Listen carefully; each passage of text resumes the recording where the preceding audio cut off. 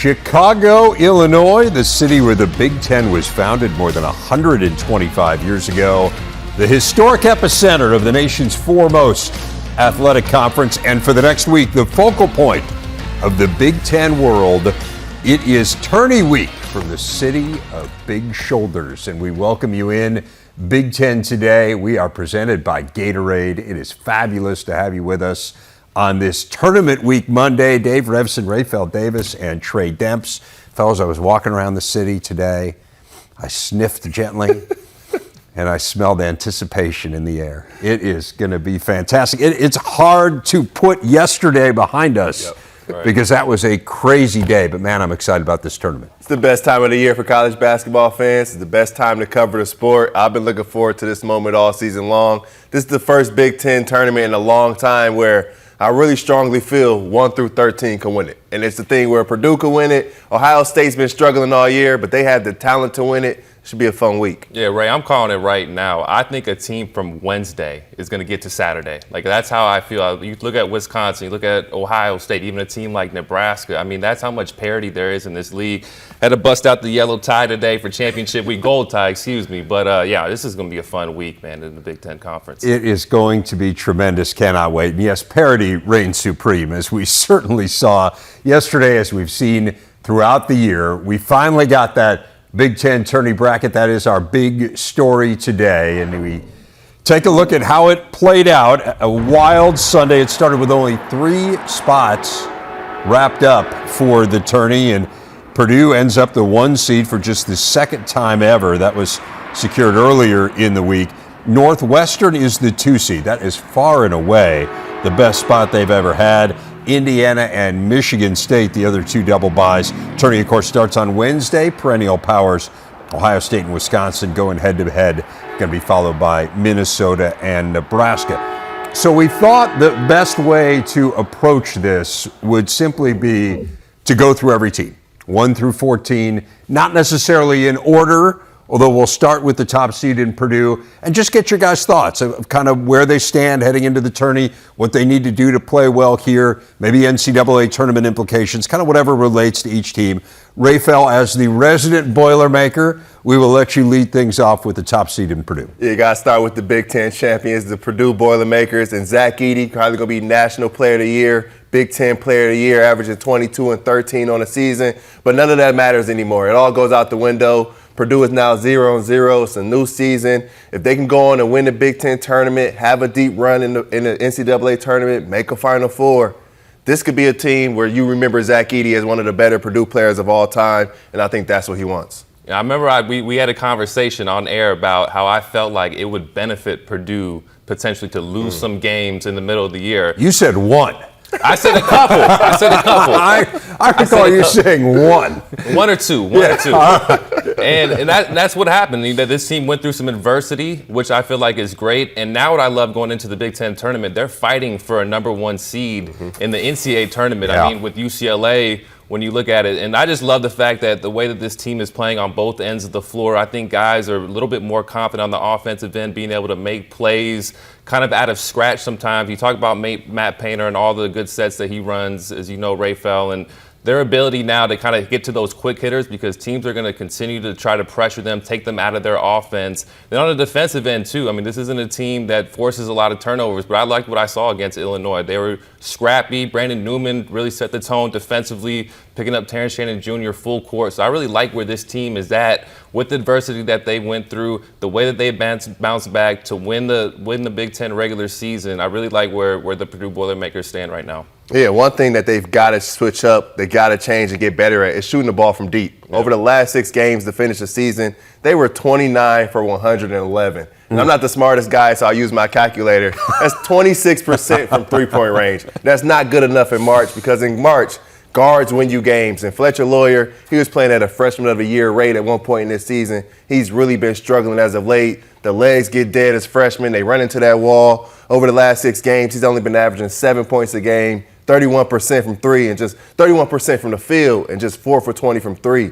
He's got to be a guy that can make shots. They've inserted Brandon Newman into starting lineup, gives him some athleticism on both ends of the floor, a guy that can drive to the basket, make plays at the rim. 30 minutes against Illinois, had his best game of the season. 19 points, 6 rebounds, 5 assists, and 3 steals. He really helped yesterday. I do wonder a little bit about a freshman point guard in March. Like, Braden Smith's going to be a fantastic player in the Big Ten, and there were stretches this year where he already was a fantastic player in the Big Ten, but it is challenging, as you guys both know far better than I do, and we'll see. I mean, Illinois obviously got into the guards quite a bit yesterday. Smith responded well. He had a good game. But again, can they sustain that throughout March? We'll see. And as you mentioned, playing for a 1 seed, haven't been a 1 seed in the NCAA tournament since 1996. Mike DeCourcy has them as a 2 seed this morning. Again, I mentioned we're going to ping pong around a bit rather than going in seed order. Let's go to Penn State next. And Trey, this is a team that has helped itself immeasurably here in the last few weeks. They were pretty much dead in the water. They were certainly flailing and needing a life preserver thrown in their direction, but they have dug themselves out with some dramatic wins here. I mean, talk about what they went through yesterday. I mean, to be down 12 points in the final 6 minutes of the game, that's a must-win game for you. I know I love the fact that it was their seniors, right? And you look at their lineup, I mean, Miles Dredd is playing center at 6'4", and they just fought and they competed and they just out-toughed Maryland. And I think that's what I love going into the Big Ten tournament. They have so much to play for, but I think when you have a veteran group, guys that you can count on, guys that you can get the ball to in certain situations. Obviously, Pickett is your go-to guy and All-American talent. But now, all of a sudden, Cam Winters playing with a ton of confidence, hitting 2 game winners in a row. I really like what this team has. Guards win in March. This team has 3 guards that can make plays off the bounce and shoot from the 3 ball. So I like where this Penn State team is at. You talk about guards winning in March. I mean, Jalen Pickett scored over 2,000 points in his career. Cam Winters scored over 1,900 points in his career, so they know how to get it done at this level. But I got to give a big shout-out to Coach Shrewsbury and Grady Eifert and those dudes out there at Penn State because they care so much. You could see how much that game meant to them yesterday. They were crying tears of joy after the game, especially for those seniors. They didn't have the opportunity to go to the tournament a couple years ago.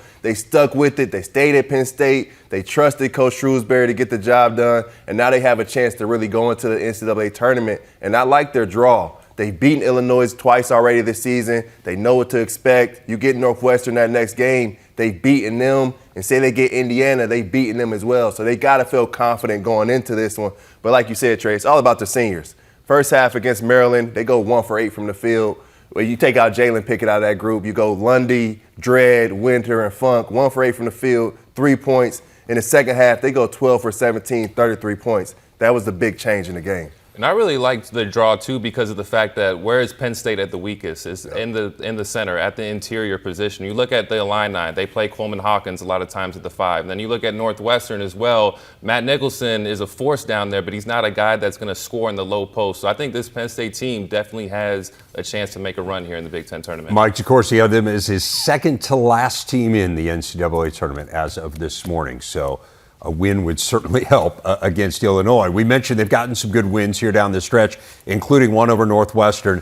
The Wildcats had a chance to be the 2 seed going into yesterday, had a chance to be the 9 seed, not just going into the day, but going into their game against Rutgers. They win, you're the 2 seed, lose, you're the 9 seed. They, of course, won. They're the 2 seed. It is far and away their highest seed ever. Trey, as our resident Wildcat, we will let you have the floor here first on what has been a remarkable year. I'm smiling from ear to ear, but why stop here? You know, I think that's the biggest thing. When I look at this Northwestern team, it's been a season of runs, right, where they've had games or they've had stretches where they win 5 in a row, or they've had stretches where they lose 3 in a row. And I love the fact that they won this game because now you put yourself in position to kind of build on that momentum. You got some time to rest some of your key guys that have logged in heavy minutes. You know, obviously, even like going back to the COVID pause, I mean, I think all the games that they've had to play, all the how much that they have had to rely upon Boo Buie and Chase Audige and those guys having to guard and pick up guys,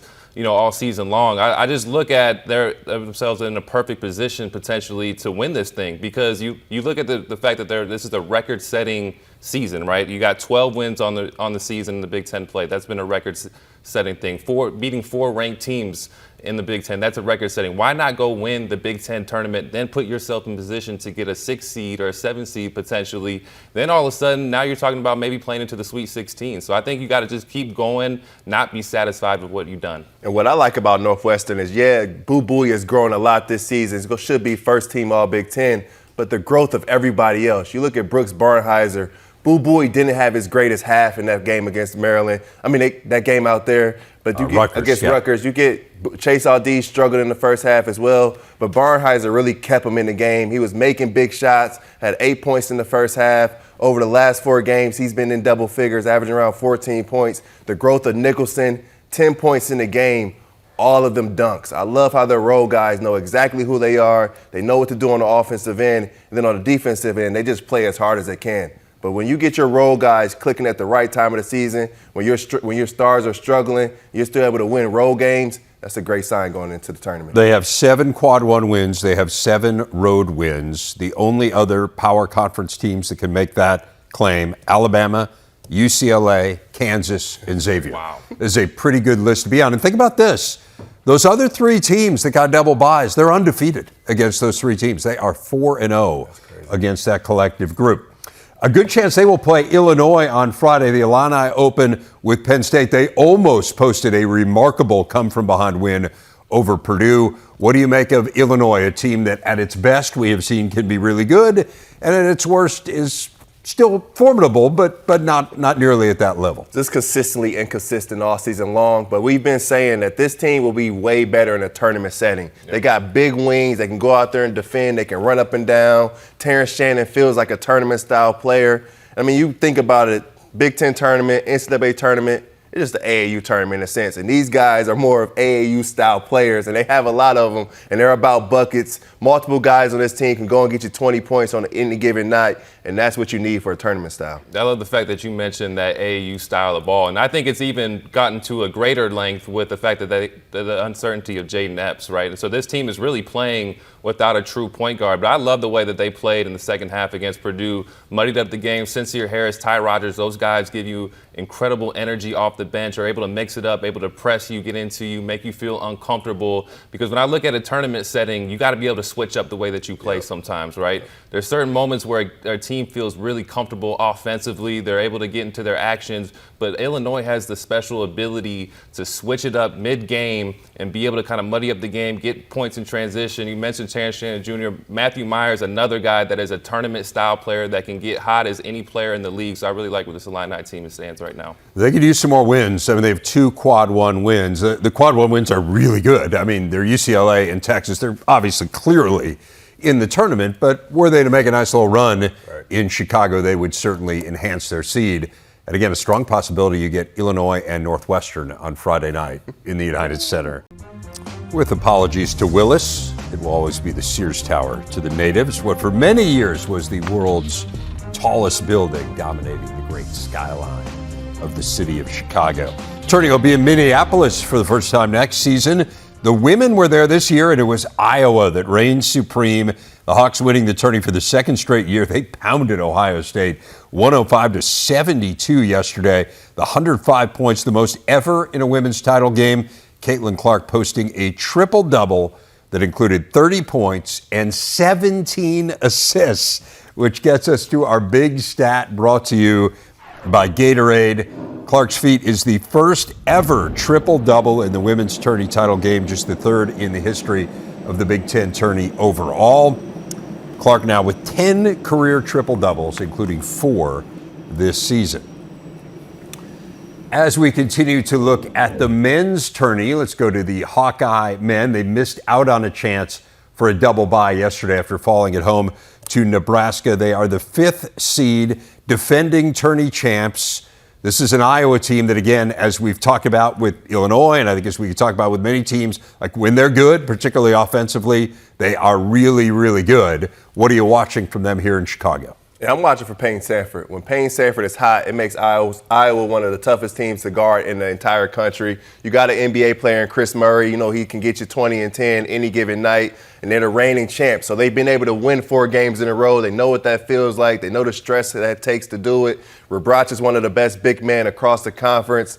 You've seen what Patrick McCaffrey could do, making 5, 6 threes in the first half of a game. I really like this Iowa team, where they're seated, where they're positioned, who they have to play to be able to go on and win this whole thing. Yeah, I think I like where they are, but I also think when I look at the bracket, they're kind of in a tough spot potentially because they could get Wisconsin, who's got a lot to play for, being a bubble team, and then the following matchup, you got a revenge game if they were able to get past Wisconsin against Michigan State. So it's going to be a tough run here for the Iowa Hawkeyes, but I just look at them, if they could just be solid defensively. They don't have to be a great team defensively, but they could just keep their man in front, not get beat on back doors, get their pick and roll defense kind of under control, because they like to hard hedge on a lot of those pick and rolls, and they get burned from the 3-point line just because some of their rotations are not in place.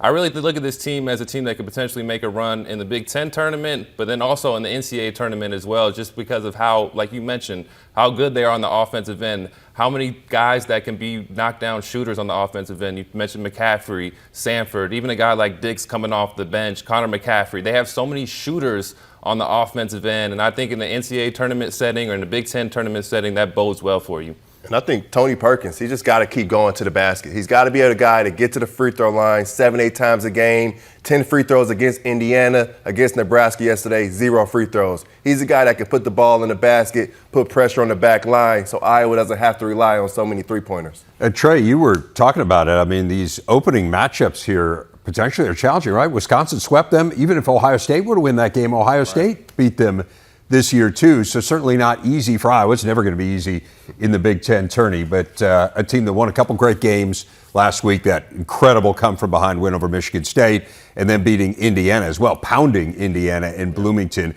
The Hoosiers got to bounce back here, Trey, as they look good against Michigan. They won a dramatic overtime game, so they come into Chicago now with a little bit of momentum, and I think legitimately you look at them and say, with as wide open as this is, why can't Indiana win it? They've never won the Big Ten tournament. Perhaps this is the year. Yeah, I think this could definitely be the year. They're definitely in position, as you mentioned, because they have two guys that I think that you can give the ball to in late game situations and just say, go make a play. When you look at Trace Jackson Davis, you give him the ball in the low block, on that right block, and let him go to work and let him create. Because you think all these games are going to be close. All these games are going to come down to the last 5-6 minutes of the game. And so to have a guy like that you can rely upon on the offensive end, and then also, I mean, Hood Schifino as well is a guy that you rely upon that's been a clutch player for them all year long in the perimeter, that you could put in high ball screen situations, can create for himself, can create for others. And I look at their statistics this year. I mean, this year they're 7th in offensive efficiency, 9th in defensive efficiency, but they still finished 3rd in the conference. Right. And all that has to say is because they've been able to win close games. You look at their season this year, outside of the 2 Northwestern games that they lost, all their other losses were by 8 points or more. And so when I look at that, their ability to win close games and to have those clutch players down the stretch, I think is going to be a reason why they'll be in play to win the tournament. TJD's been phenomenal this season. He's put up a great individual performances each game, every single game this season. But it means nothing if you can't win a ring. I mean, you were predicted to win the Big Ten Conference. You weren't able to do that. Now you have an opportunity to go out there and win the Big Ten tournament and get another ring for your university, and that's what he cares about. But I really got to wonder which Miller Kopp and which Trey Galloway do they get? Do they get the version at Purdue, combined for 10 for 20 from the field, 6-11 from the three-point line, 26 points combined? Or do you get the Miller Kopp and Trey Galloway versus Iowa versus Michigan? For both of those games combined, 8 for 24 from the field, 2 of 13 from the three-point line, 20 points combined in 2 games. Role players have to play better. Teams are going to key in on Trace Jackson Davis. They're not going to let Jalen Hood-Schifino come off of that ball screen and be comfortable. So those two guys have to be reliable and be threats on the offensive end. And I think, too, when you look at the last year's winner in Iowa, that was the reason why they ultimately won the tournament, right? Because, I mean, teams were able to key in on Keegan Murray, but then you got contributions from Tony Perkins, Joe Toussaint last year, Aaron Eulis, and those complementary pieces. Peyton Sanford kind of came into his own and made a name for himself. So I think that's a great point in that you need those complementary pieces, especially down the stretch. They don't have the double bye this year, so they're going to have to win 4 games, and so you're going to need some of those other guys to contribute. Patrick McCaffrey, second half of that Indiana game, he was the best player on the floor, 100%. We will see. Perhaps you get a protected seed in the NCAA tournament where you come up with a good showing here. They're kind of on the fringes of that. Mike DeCourcy still had him as a 4 seed, which would be 1 heading into today. A chance the Hoosiers end up playing Nebraska on Friday night. I mean, it's not unreasonable, Raphael. Nebraska would need to win 2 games And I defy you to find me anyone who doesn't think Nebraska's capable of winning 2 games with the way they're playing. I mean, their offense is clicking. They are a dangerous team right now. No, 100%. And Tominaga had been the guy for so long, but he struggled in the game yesterday against Iowa, only 11 points. But it was guys like Jamarcus Lawrence, your guy. He stepped up, 15 points. I was singing his praises yesterday, wasn't I? Made 5 threes. He was big time down the stretch. CJ Wilcher stepped up at the right time in the right place on the season. Derek Walker is a walking triple-double, 9 points, 12 rebounds, 8 assists on the game. This Nebraska team is playing really well on both ends of the floor. They're playing with pride. They're playing for a postseason. It may not be the NCAA tournament, but if they can make a way to get to the NIT, that would do wonders for that program. I love what Coach Hoiberg has done out there in Nebraska. Yeah, when I look at this Nebraska team, I think big picture, even going back to last year, kind of the foundation that they laid going into the end of last season. They knocked off Wisconsin. They were able to win some games down the stretch of the season and kind of build some momentum going into this upcoming season. And now they kind of had that defensive identity. We were able to bring some transfers, some guys that came from winning programs. And I think that rubbed off on some of the younger pieces that they have. And so to your point, I mean, these games are crucial because now the next year you have added momentum to the 23-24 campaign, you know, no matter if you make a postseason or not, to be able to build off that and now feel like you have a chance to vie for an NCAA tournament position. So I really like where this Cornhuskers team is at right now in terms of kind of the longevity of the Hoiberg era, because I really feel like they have momentum, and I think these games are going to be crucial going into that. I also think they've proven this year they can succeed on both ends of the court. Yep. They started the year as a better defensive team. Gary and Vanderbilt went down with injuries. And to Fred Hoiberg's credit, he understood that the way to win now was offensively. They've scored 70 or more points in 7 of their last 8 games. It happened just 6 times in their first 23 games. So they've changed the way that they play in midstream, but they created that defensive identity to a certain extent as well. It feels like a program where the arrow is pointing up, and we'll see whether they can make a run in Chicago. They've never been past the quarterfinals. Maybe this is the year. They are playing their best ball heading into the tourney in a weird sort of way. The same can be said of Ohio State. I mean, certainly their best ball this calendar year, and I realize that's a low bar, and this isn't the season Ohio State expected. No. Like, let's just be honest here. However, the last week and a half, 2 weeks, they've been better. Yeah, and Bruce Thornton has really stepped up in a big way. He's been the point guard that they've expected him to be all season long. 20 points in 2 of the last 3 games. He can put the ball in the hole. He's big. He's strong. He can get to spots. Bryce Sensabaugh is one of the best freshmen across the country. So they have the talent. They have the veterans in Justice Suing. They have Akpar, that's a rim protector. No one wants to play this Ohio State team right now. The record doesn't match the talent.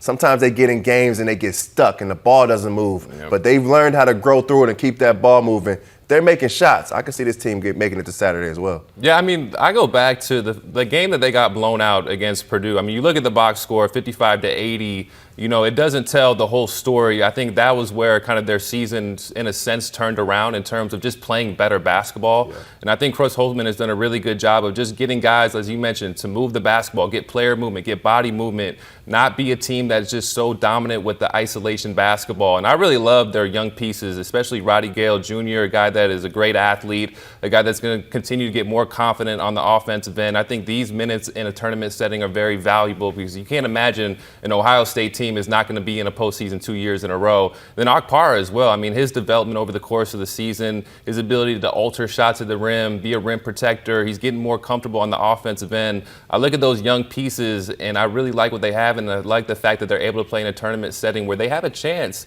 to potentially make a run here in the Big Ten tournament. Really good class coming in next year as well when you talk about the young players. You stack a couple classes back to back. I think we all feel like this is going to be a blip here for Ohio State. But again, maybe you get a little momentum in a tournament that you come into with your worst ever seed. Famed Wrigley Building on Michigan Avenue, Chicago's gorgeous, magnificent mile. The Big Ten tourney coming at you from Chi-Town starting Wednesday. Nation's #1 team, the Penn State Nittany Lions, your 2023 Big Ten wrestling champs, took the title yesterday in Ann Arbor. They were led by 4 individual champions, including Roman Bravo Young, Levi Haynes, Carter Starachi, and Aaron Brooks. It's Penn State's 7th Big Ten championship title, program's first since 2019, though they did win their 9th ever national title last season. Iowa finished second, followed by third place, Nebraska. Continuing our look at the Big Ten tourney as we turn our attention now to Maryland. They went into yesterday, Trey, with a chance at a double bye. Obviously did not work out for them. They lost the dramatic game at Penn State. I suppose the good news for Maryland is none of the postseason is played on the road, right? One road win in conference. They were undefeated at home. They played fairly well on neutral courts this year, and they'll try to build on that as they come here to Chicago. Yeah, I think the key is just trying to play like you do at the Xfinity Center, like you do away from the Xfinity Center. Make it a full court game, be able to push the pace, make teams be a little bit uncomfortable. I think one of the key stats for Maryland this year, that why they've been so good, is that they force other teams to have the longest possessions in the Big Ten, right? So they force teams to kind of be uncomfortable, be uncertain with the basketball, force tough shots, and are able to get out in transition. But it just hasn't been the same away from home. And I think too, getting contributions from guys like Ian Martinez and Don Carey, when those guys are making shots like they did in the first half of the Penn State game, it opens up the floor for guys like Dante Scott, Jameer Young, Hakeem Hart. And I love the fact that Maryland is playing through Hakeem Hart a lot more and being able to post him up. He's been great down the stretch here, averaging about 17 points per game the last 5 games. And so when I look at that, I think the key is the complementary pieces, those guys being able to be knockdown shooters and just trying to make it a full court game, utilize your athleticism, play to your strengths, even away from home. Yeah, those guys got to come out and get out to a good start. They start games on the road or away from the Xfinity Center so slow, they're not able to set up the press in the first 4 minutes. And when they score the ball, they can get on you and they can press you. But for this tournament, I'm looking at a guy like Hakeem Hart. Maryland is 9-1 when Hakeem Hart scores 14-plus points, and that one loss was at Nebraska in overtime. So when he's aggressive from the wing position, it makes the team a better player. He's able to go finish at the rim. He can knock down threes. He can get to the free throw line. He gets others involved. Coach Willard's called him their best player on that team. He's got to act like it sometimes. It all can't be on Jameer Young. I really like Hakeem Hart's game. He just got to feel confident about himself and go out there and play. And we'll see more broadly if the team can gain some confidence. If they win that first game, they would play Indiana, who they beat in their only meeting. So we'll see whether or not Maryland can, again, feel a little bit better for themselves. Clearly an NCAA tournament team. The same cannot be said of Wisconsin. They are squarely on the bubble, a clear-cut bubble team, according to Mike DeCourcy. They are a 12-seed, Trey, coming into this tournament. It is the worst they have ever been, and yet a team that, were they to pick up a couple wins here, would be back in the NCAA tournament where they are on almost an annual basis, made 22 of the last 23. What do you need to see from the Badgers? I think what we saw yesterday, the fact that they played through Crowell and Wall. I mean, those two guys last night combined for 42 points. They need to rely heavily upon those guys, getting the ball into the post, because those guys are really good passers out of the post. When you look at Essegian, Klesman, even a guy like Davis, those guys are able to operate playing off of them. And so I think when I look at some of their offensive woes, sometimes the team is a little bit too perimeter oriented, where guys like Hepburn and even Essegian at times are trying to take the game into their own hands. So I think what I saw from them last night, them just throwing into the post pretty much every possession down the stretch, I think that's what I'm looking to see. But I do like the fact with this Wisconsin team that they're starting to play with the edge and a toughness and just kind of understanding who they are.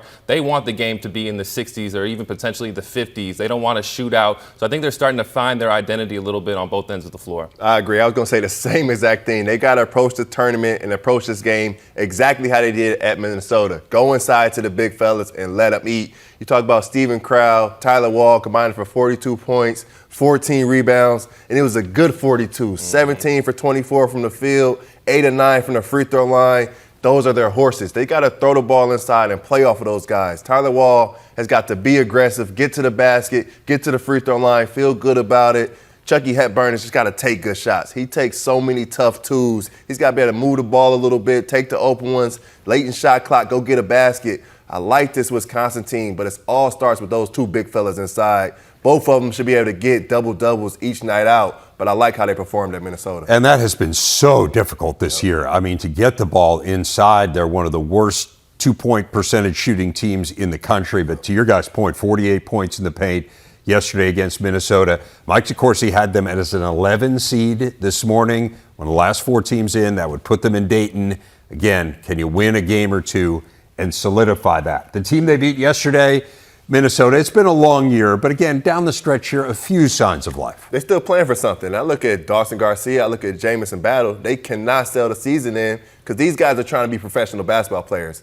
Scouts are still watching. They still want to be able to get to the next level, so they got to go out there, play hard, produce. They could play spoiler in this. And you hear Jamison Battle talk. He feels they can win it. He feels they can go out there, win the Big Ten tournament, and insert themselves into the March Madness. Yeah, I think they're playing inspiring basketball right now, and the result hasn't always been what they wanted, but they've played hard on both ends of the floor, not making those same freshman mistakes that they made earlier in the year. Good post entries, just the basic fundamentals, right? Playing off of 2 feet, and that's what I'd love to see out of these young players down the stretch here. And I think that's why they put themselves in position to be able to win games. And I go back to Nebraska a little bit, and the fact that how they finished last year and the momentum that was built for this year to put themselves in position to potentially play in the NIT. And I look at the same thing as from a building block perspective from Minnesota. I think they can utilize this Big Ten tournament, maybe win a game or two, to potentially then build momentum to put yourself in a position to be in the postseason next year. And we have seen some of these young players make strides. Pharrell Payne, I think it's pretty evident, is going to be a really good player. Yes. Ola Joseph has had some moments here down the stretch. So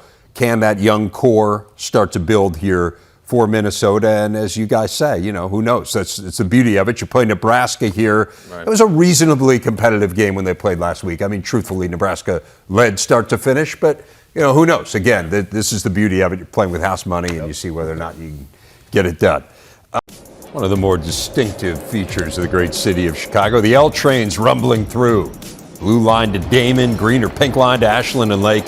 Get you to the United Center for the Big Ten Hoops Tournament this week. A few more teams to get to in our preview as we continue here. Michigan State ended up as the 4 seed. They won 3 of the last 4, Trey, and now we're dealing with Tom Izzo in March, which is always dangerous. And he has a team that is purely built for March, because what wins at the end of the day is guards, right? And I really think down the stretch here over the last 6 or 7 games, this has been the best guard tandem, or trio, I should say, in the Big Ten. I mean, you talk about Northwestern probably for the first half, but it's just kind of been boo-booey as of late. But I look at Jaden Akins, I look at Hogard, Tyson Walker. Over the last 4 games, those guys are averaging 54 points per game combined.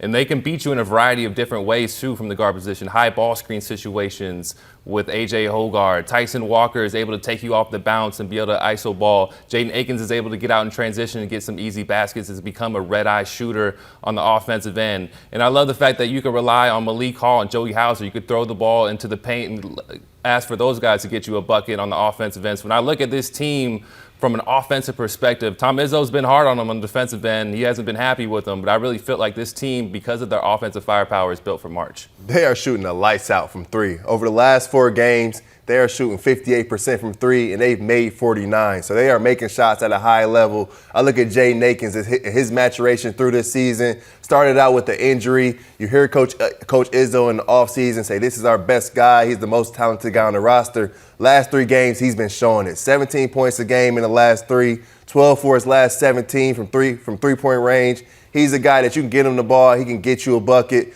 Tyson Walker is probably one of the best clutch players across the league. He can get his shot off at any time. When Joey Hauser is aggressive on the inside, he's taking his shots. This team is special offensively. You know they can defend. They just got to defend a little bit better. They have the guys. They have the older guys, the experienced guys, the size. They just got to commit to the defensive end. Tyson Walker, he's been a defensive player of the year before in his conference. They've got to get better on that end. And we always say Tom Izzo just knows the buttons to push. Yep. This time of year, no team has won more Big Ten tourney titles than Michigan State. And, of course, no coach has won more Big Ten tourney games than Tom Izzo. Part of that is longevity, but part of it is he's really, really, really good at what he does. Michigan is one of the most interesting teams in the tourney here, Rafael. They need wins, right? They need quad 1 wins. This game against Rutgers is enormous, partly because it gives them a quality win were they to get it, but partly because it then gives them the opportunity to win more games here. They have proven they can play with anybody.